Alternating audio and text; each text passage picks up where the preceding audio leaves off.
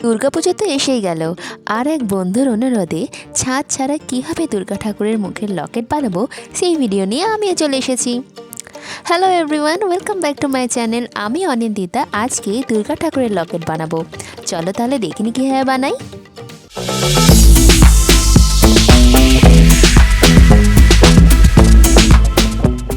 তো সবার প্রথমে মোল্ডেড ক্লের দুটো কম্পোনেন্টসকে ভালোভাবে মিশিয়ে নিয়েছি, একদম স্মুথ মিক্সচার করে নিয়েছি।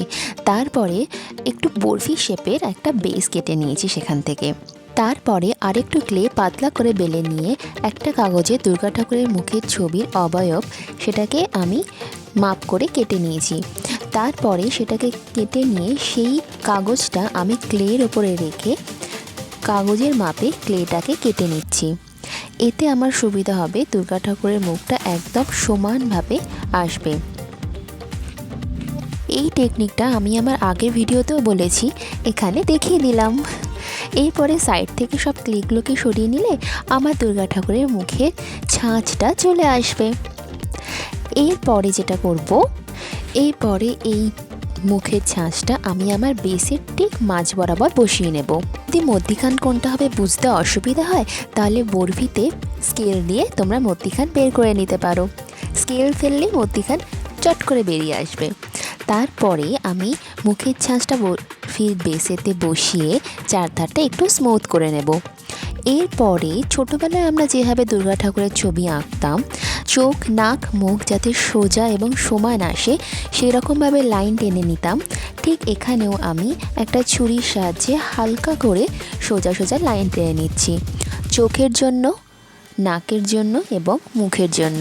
তোমরা দেখো আমি কীভাবে করছি, তোমরা দেখলে বুঝতে পারবে। হাত ছাড়া দুর্গা ঠাকুরের মুখ বানানোর এটা কিন্তু সবথেকে সহজ পদ্ধতি, তোমরাও ট্রাই করতে পারো। এরপরে একটা নেডল দিয়ে বা টুথপিক দিয়ে আমি ভুরু, চোখ আর ঠোঁট কোথায় কোথায় হবে সেগুলো হালকা করে এঁকে নিচ্ছি। তোমাদের যদি কোনো প্রশ্ন থাকে তাহলে কিন্তু অবশ্যই কমেন্টস করে আমাকে জিজ্ঞাসা করতে পারো।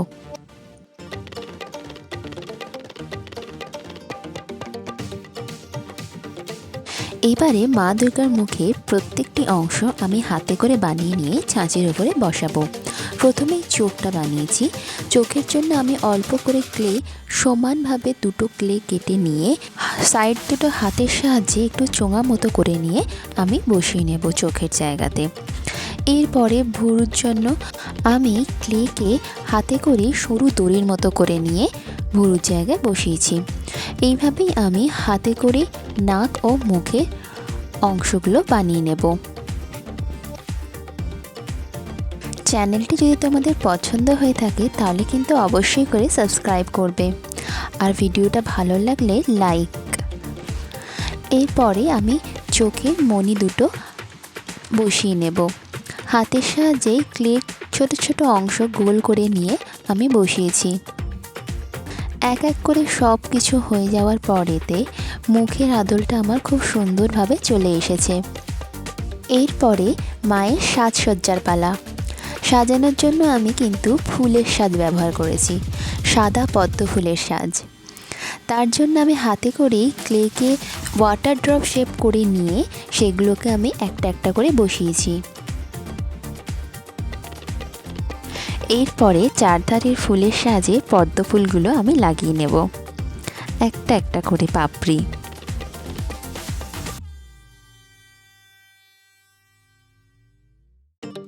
ফুলের কানের দুল বানানোর জন্য আমি 5টা ছোট ছোট গোল গোল ক্লে সেগুলোকে পরপর নিয়ে একসাথে রাখবো।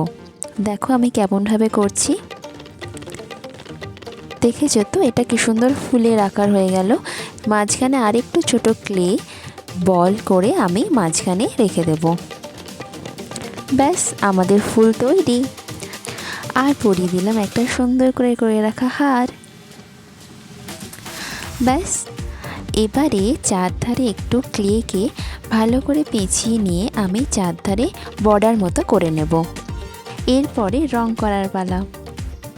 আমি আমার লকেটটা সাদা পদ্ম ফুলের মাঝে মায়ের মুখটা সুন্দর করে বসাচ্ছি।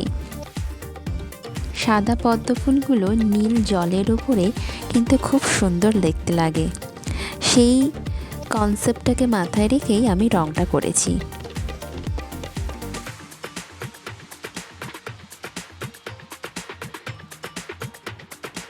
এবারে মায়ের মুখশ্রীটা আমি সুন্দর করে রং করে নিয়েছি আর ফুলগুলো সাদা রেখেছি।